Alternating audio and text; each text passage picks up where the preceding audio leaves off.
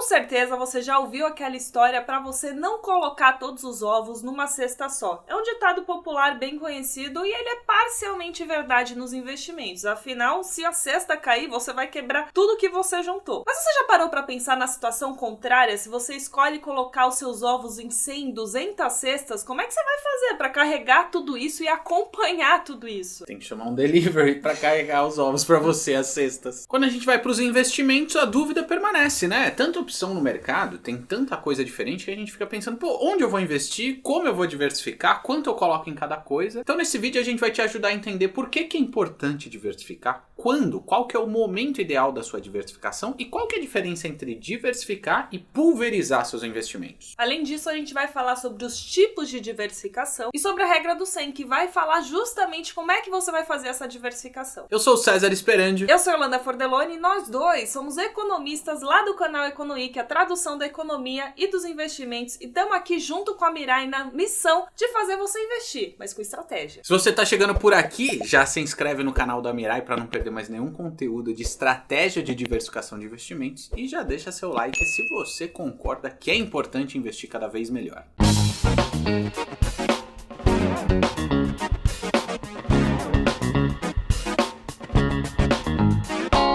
E aí, investidor, tudo certinho? Melhor agora que você vai saber como é que você faz a diversificação. Sabe de uma coisa? Tem outro ditado popular que cabe bem nesse momento. Nem 8, nem 80. Ou seja, fica ali no meio termo. Mas vamos entender por que é tão importante assim diversificar? Faz uma pausinha e comenta aqui embaixo como tá a sua estratégia de diversificação. Quantos investimentos diferentes você faz? Deixa aí seu comentário pra gente bater esse papo. Como é que tá a sua estratégia de diversificação, Cezito? Carambio, você acredita que eu não sei quantos investimentos diferentes eu faço? Se eu começar a puxar o fio aqui eu vou lembrar, mas a maior parte tá em renda fixa e eu ando investindo ultimamente bastante em ativos atrelados ao IPCA, a inflação, para me proteger dessa alta aí que deu uma estourada, e com isso tá surgindo vários investimentos que tem um bônusinho acima da inflação bem gordinho, então é nisso que eu tenho feito os novos aportes. E você? Eu também, eu tô com aí 80% mais ou menos da minha carteira em renda fixa, não tá condizente pro meu perfil, mas porque eu tive uma alteração aí na minha carteira, eu quis migrar, né,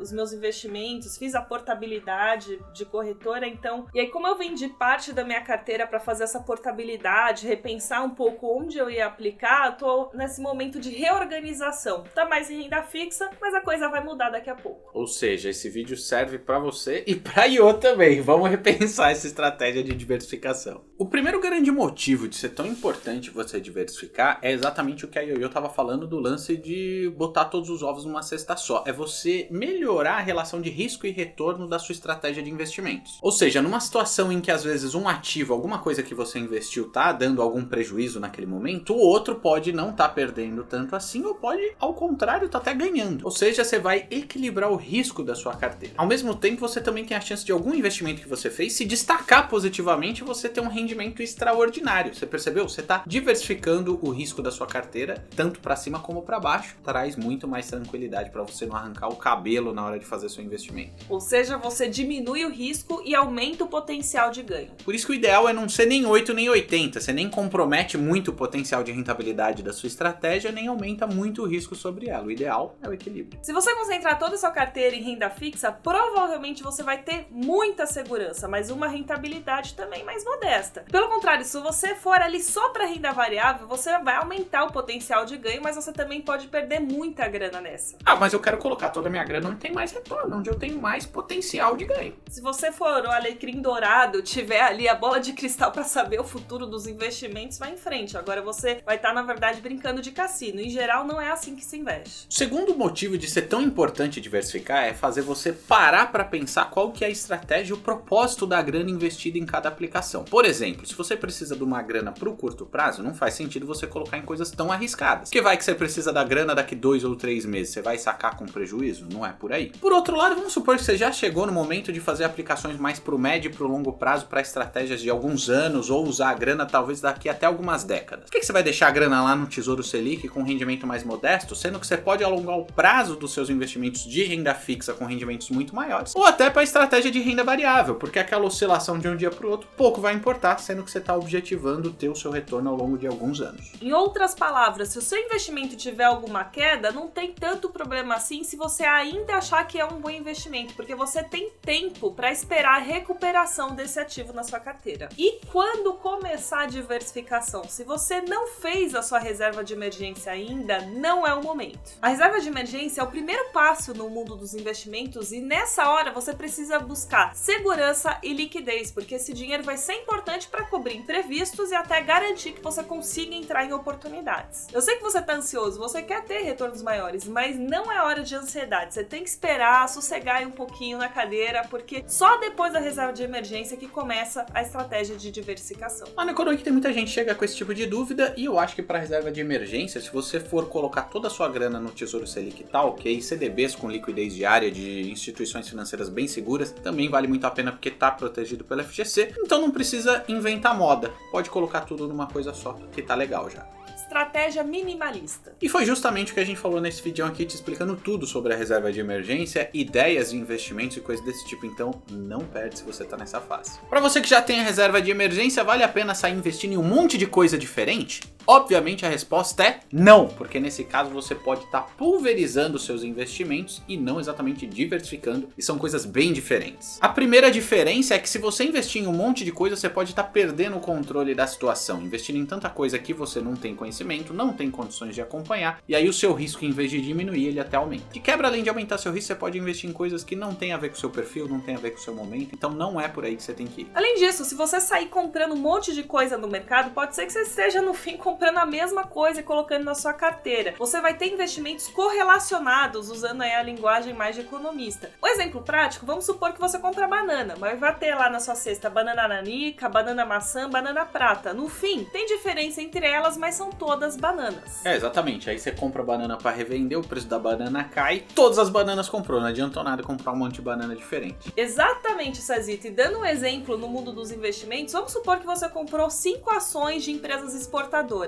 Se o dólar cair, a receita dessas empresas vai cair, pode ser que as ações acompanhem essa queda. No fim, você não diversificou porque seu risco ficou tudo concentrado nas exportadoras. Na renda fixa também pode acontecer algum tipo de pulverização e não diversificação. Vamos supor que você escolheu comprar um monte de CDB de instituição diferente, mas no fim são todos CDBs pré-fixados. Se a Selic subir, o preço desses CDBs vai cair e aí você vai estar correndo o mesmo tipo de risco. Outro motivo é que às vezes você investe em tanta coisa diferente que além de poder perder o controle, você tá no final das contas replicando a média do mercado. Vamos supor, você podia investir numa ETF de Bovespa com menor custo, mas você tá investindo em um monte de ações diferentes para ter o mesmo desempenho. E buscando potencial de ganho, mas no fim vai ganhar a média do mercado. Ou até abaixo disso por conta dos custos de investir por conta própria um monte de ativos diferentes. E você sabia, Cezita, que existem tipos de diversificação? Eu até sabia, mas queria saber qual que é a sua estratégia com isso aí. E é justamente isso que a gente vai explicar agora. O primeiro tipo de diversificação é por classes de ativo. Você pode dividir a sua carteira olhando macro. Só a renda fixa, que é aquele tipo de investimento onde você sabe como é que vai funcionar a rentabilidade, por isso é possível estimar quanto que você vai ganhar nele. E a renda variável, que é aquele investimento mais imprevisível, sobe e desce, onde a rentabilidade vai depender muito do desempenho da empresa ou do fundo. Dentro da renda variável também dá para diversificar em um monte de opção diferente, com estratégia, é claro. Por exemplo, dá para você ir para as ações e para os fundos imobiliários, além de ter algumas outras opções. Os fundos imobiliários costumam ser o primeiro passo da renda variável, porque ela costuma ter menos oscilação, enquanto as ações podem dar um potencial de retorno maior, com um pouquinho mais de risco. Dentro aqui do app da Mirai também tem muitas opções de diversificação, desde que você siga as estratégias que a gente está recomendando aqui para você, não pulverizando aí suas opções de investimentos. Na renda fixa, a hora que você clica aqui em aplicação, você vê muitas opções de CDBs, LCIs, LCAs e coisas desse tipo. Dá até para você filtrar aqui por tipos de títulos, CDB, LC, LCI, LCA. Também tem as opções de investimentos do Tesouro Direto, que são investimentos bastante seguros, aliás, os mais seguros do Brasil. E no app da Mirai você não tem nenhuma taxa adicional, nem para abrir conta, nem para manter a conta aberta, nem para diversificar em nenhum tipo desses investimentos que eu citei aqui. Anotou aí? Então existe a diversificação macro por classe de ativo, existe a diversificação por tipo de ativo dentro dessas classes, e a terceira opção é a diversificação dentro do próprio ativo. Vamos dar um exemplo das ações. Dentro das ações existe desde small cap até blue chip. As blue chips são as empresas mais antigas, mais consolidadas, geralmente com uma receita mais estável e por isso mesmo podem pagar dividendos mais regulares para você. Elas não estão na fase de crescimento rápido, diferentemente das small caps, que são empresas mais jovens, mas que têm alto potencial de ganhos no curto prazo.